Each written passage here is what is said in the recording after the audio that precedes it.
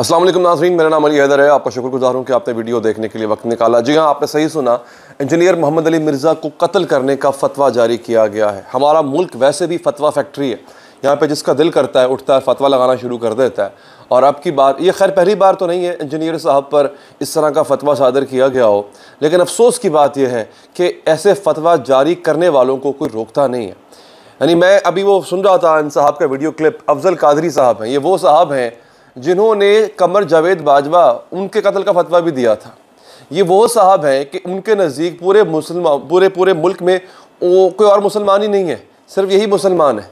इन साहब ने तहरीक लब्बैक पाकिस्तान के जो अमीर है साद रिजवी साहब, उनको नशई कहा था, उनको नालायक कहा था, यहाँ तक कहा था कि इन्होंने मदरसा भी अपना मुकम्मल नहीं किया। अरे खादिम रिजवी साहब जब तक ज़िंदा थे उनके साथ ये लग के रहे, ठीक है, उनकी वजह से शोहरत पाई, इनका अपना तो कोई मकाम था नहीं। अल्लामा खादिम रिजवी साहब के साथ लग के इन्होंने शोहरत पाई, फिर अल्लामा खादिम रिजवी साहब की ही पीठ में छुरा घूंपा। यानी अल्लामा खादिम रिजवी साहब ठीक है वो सख्त ज़ुबान के आमिल थे, लेकिन असल सख्त ज़ुबान ये इस्तेमाल करते थे, इल्ज़ाम अल्लामा साहब पे लग जाता था और फिर कार्रवाई अल्लामा साहब के ख़िलाफ़ होती थी। अल्लामा साहब ने आंखें बंद की, दुनिया से पर्दा किया, इतनी ही देर में उन्होंने उनके बेटे के ख़िलाफ़ इन्होंने महाज खोल दिया। अब इन्होंने इंजीनियर मोहम्मद अली मिर्ज़ा के ख़िलाफ़ महाज खोल दिया। कहते हैं कि इंजीनियर मोहम्मद अली मिर्ज़ा वाजिबुल कत्ल हैं, उनका कत्ल हर मुसलमान पे जायज़ है, हुकूमत को चाहिए इन्हें कत्ल कर दे। नहीं तो अगली बात सुनिएगा, कोई गाजी उठे और कत्ल कर दे तो बाबा जी आप उठो, हाँ खुद क्यों नहीं उठते हो? किसी का बेटा क्यों फांसी लगवाना चाहते हो कत्ल के इल्ज़ाम में? खुद उठो।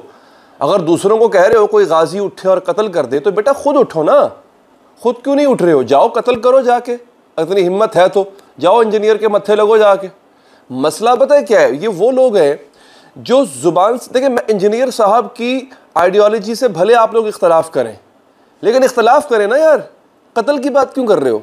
मैं भी शायद इंजीनियर साहब की कुछ चीज़ों से इख्तलाफ करता हूँगा, कईयों से इत्तफाक करता हूँगा, बाज़ चीज़ें ऐसी इख्तलाफ करता हूँगा, उनको आपसे इख्तलाफ है तो ज़ुबानी इख्तलाफ रखो ना यार। क्या मुख्तलिफ मामलात में असहाबा कराम का इख्तलाफ नहीं हुआ करता था? ज़ुबानी इख्तलाफ की बात कर रहा हूँ, या सोच का इख्तलाफ या फ़िक्र का इख्तलाफ नहीं हुआ करता था? तो इसका मतलब क्या एक दूसरे के कत्ल का फतवा जारी कर दें?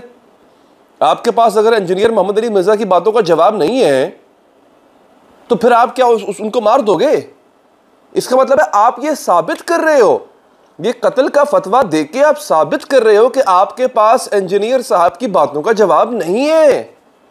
अगर आपके पास ठोस, आपका मुकद्दमा ठोस होता, आपके जवाबात आपके पास होते, तो फिर आप कभी भी हरकत ना करते। गाली वही निकालता है पहले बहस के दौरान जिसके पास आर्गुमेंट ख़त्म हो जाता है। आपके पास आर्गुमेंट नहीं है इंजीनियर साहब की बातों का, और आप चाहते हो कि कोई उनको मारे। कोई क्यों मारे बाबा, खुद मारो ना, खुद हिम्मत करो, उठाओ अपने आप को। आप ये मुझे याद है एक वाक़या बताता हूँ, ये साहब लाठी बहुत उठाते थे, ये पीर अफजल कादरी साहब ये लाठी बहुत उठाते थे और हर बात पे लाठी उठाया करते थे। तो मैं एक दफ़ा अल्लामा खादिम रिजवी साहब से मिलने गया, ये बात है जब उन्होंने इमरान खान का दौर था और रीगल चौक लाहौर पे उन्होंने धरना दिया हुआ था, तो मैं मिलने गया। वहाँ पे जोश, आप यकीन कीजिए, अल्लामा साहब ने एक वो खैमा लगाया हुआ था, वहाँ पे अल्लामा साहब मौजूद थे।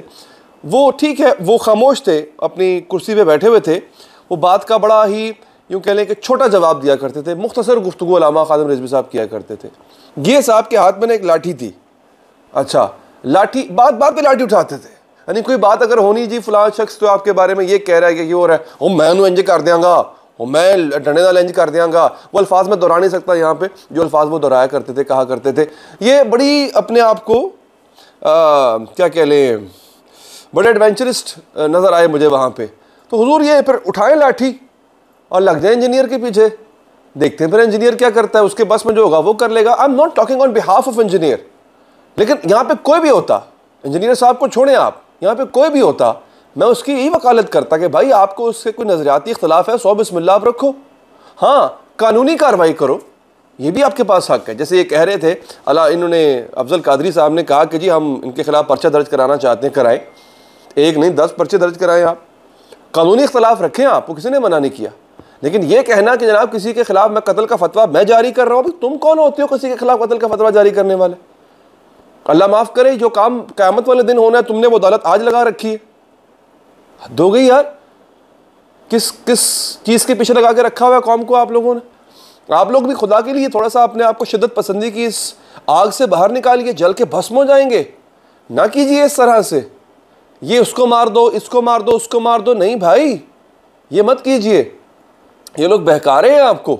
क्यों? एक बात बता दूं आपको, जितना मुझे पता है इंजीनियर साहब का, वो आदमी कहता है कि आप रॉन्ग नंबर के पीछे नहीं लगना। रॉन्ग नंबर कौन?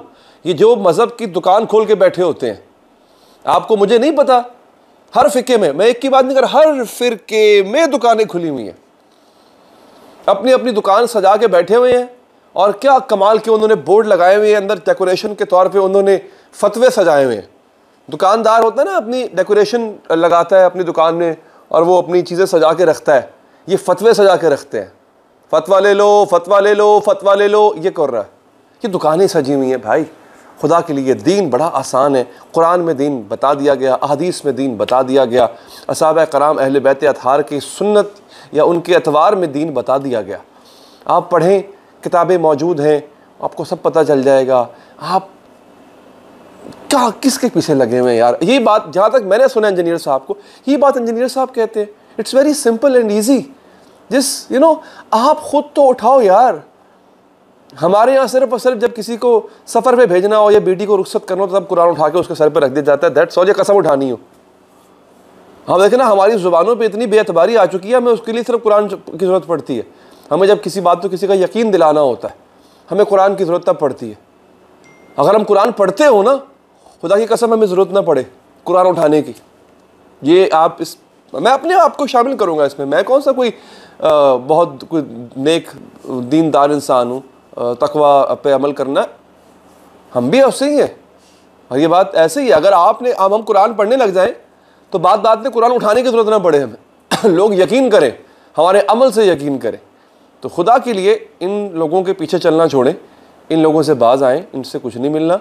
ये सिर्फ और सिर्फ रॉन्ग नंबर है। सब की बात कर रहा हूँ मैं, सिर्फ एक साहब की बात नहीं कर रहा।